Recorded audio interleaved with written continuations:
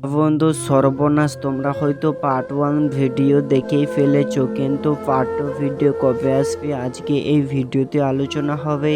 ভিডিওর শুরুতে দেখো এখানে কিভাবে চাকরির আশায় এখানে মানুষ ভিতরে আসে ইন্টারভিউ দেওয়ার জন্য, কিন্তু এখানে দেখো ছেলেদেরকে কোনো চাকরি দেয় না। একটি ছেলে ইন্টারভিউর জন্য এসেছিল, কিন্তু দেখো ছেলেটিকে কিভাবে ঘুরিয়ে পাঠিয়ে দিচ্ছে এই ম্যানেজার সাহেব। এখানে যাই ভিতরে প্রবেশ করার জন্য এই মেয়েটাকে বসিয়ে রেখেছে, আর তখনই এই সালমার নাম আসে, আর তখনই দেখো সালমা বলছে আমি আছি, তারপরে সালমা ভিতরে যায়। তো ভিডিওর শুরুতে ঠিক এই রকমই নাটকটা দেখিয়েছে। আর দেখো কিভাবে ভিতরে আসার জন্য এখানে বলে স্যার আমি কি ভিতরে আসতে পারি তোমার। দেখো মাস্টার মশাই কিভাবে এখানে ওটটা কামিয়ে বলছে হ্যাঁ হ্যাঁ তোমাদের জন্যই তো আমি চাকরি করছি, আসো আসো ভিতরে আসো। তখনই দেখো কিভাবে এই মাস্টার মশাই মিষ্টি মিষ্টি কথা এখানে বলতে চালু করে দিয়েছে। আর দেখো এখানে চাকরি পাওয়ার জন্য কোনো কাগজ দেখছে না, শুধু কথাবার্তা বলছে এখানে। এই দেখো কিভাবে এখানে সালমা বলছে আরে এটা কি স্যার, তুমি তো কোনো আমার কাগজগুলো দেখছো না যে আমার চাকরি হবে কি না, তুমি এইভাবে আমার সঙ্গে গল্প কেন করছো।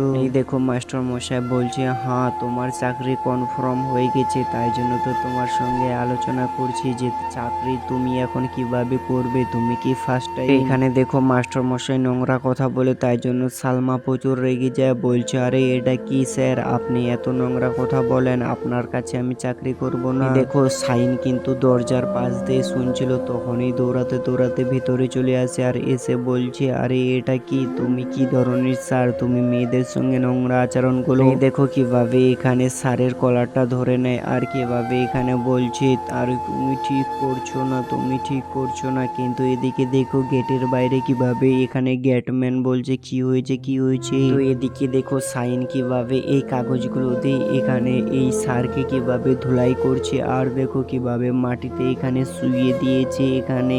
সত্যি দেখো কিভাবে তারপরে দরজাটা খুলে তারা বাইরে চলে যায়। আর এখানে দেখো কিভাবে এখন গাড়ি নিয়ে এখন যেতে চাইছে অন্যদিকে। দেখো এখানে কিভাবে তারা অফিস থেকে বাইরে এসে বলছে আসলে তুমি খুবই ভালো মানুষ সালমা, এইভাবে বলে। কিন্তু সাইন কি বলছে না আমি ভালো খারাপ সেটা বলতে চাইনি, কিন্তু ওই স্যার ওই রকম নোংরা কথা বলে, তাই জন্য তাকে আমি ধুলাই করলাম শুধু তোমার জন্য।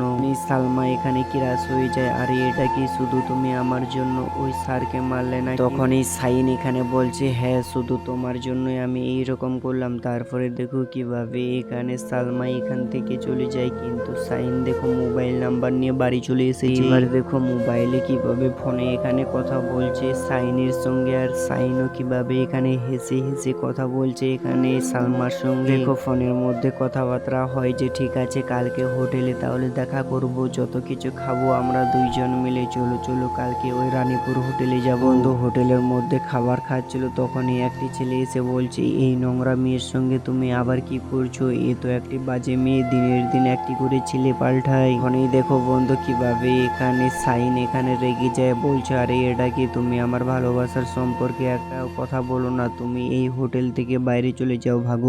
সালমা দেখো এদিকে কিভাবে কান্নার অ্যাক্টিং করে, আর দেখো কিভাবে এখানে কান্না করছে। সাইন বলছে আরে কান্না করো না, আরে এটা কি, এই পাগল ছেলেগুলো এইরকমই বলে। দেখো এখানে কিভাবে বলছে আরে এই ছেলেগুলোর জন্যই তো আমি ঘর থেকে বাইরে আসতে পাই না, তাই না। আর দেখো কিভাবে এখন বন্ধু বাইকে চড়ে ঘুরতে যাচ্ছে সাইন, সালমা আর সাইন মিলে বাইকে চড়ে কিভাবে এখন ঘুরতে যাবে। আর দেখো কোথায় ঘুরতে যাচ্ছে এখানে কিন্তু সাইনকে বলেনি সালমা, আর দেখো কিভাবে নিয়ে চলে আসে এখানে। এসে সালমা বলছে দেখো দেখো দেখো এটাই হলো আমাদের বাড়ি, আমাদের বাড়িটা কি রকম। আর দেখো সাইন এটা দেখে অবাক হয়ে গেছে।